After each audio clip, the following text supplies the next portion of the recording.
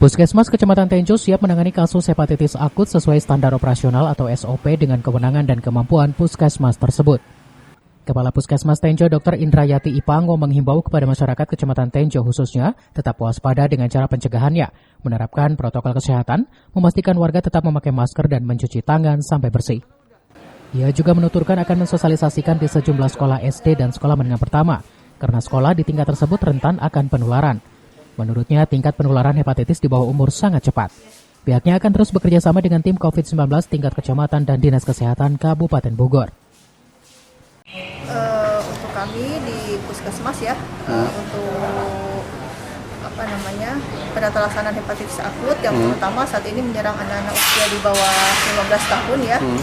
Sampai saat ini di wilayah kami Puskesmas Tenjo belum ada kasus, tetapi kami tetap antisipasi setiap ada gejala yang mengarah kepada kasus hepatitis ini, kami langsung berikan pengobatan.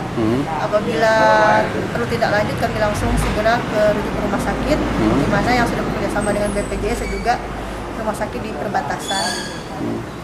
Untuk saat ini kami tetap bekerjasama dengan Satgas Kecamatan Tenjo, dan juga insya Allah kita akan menjadwalkan sosialisasi ke SD dan SMP yang ada di wilayah kerja Puskesmas kami.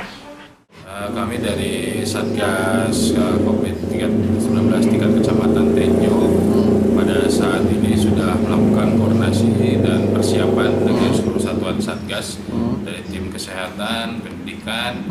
Kita akan berupaya untuk yang pertama menginventarisir.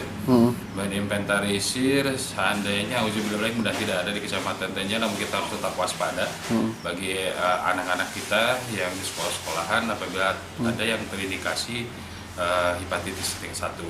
Kemudian sebelum ke sana kita lakukan setelah inventarisir, kita lakukan sosialisasi ke seluruh sekolah dari level tingkat SD, SMP, seluruh stakeholder di bidang pendidikan.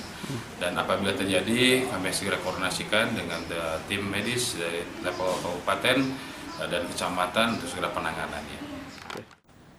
Lebih lanjut, Ketua Satgas COVID-19 Yudi Utomo berharap kepada masyarakat Kecamatan Tenjo untuk menjaga kesehatan dengan mematuhi protokol kesehatan.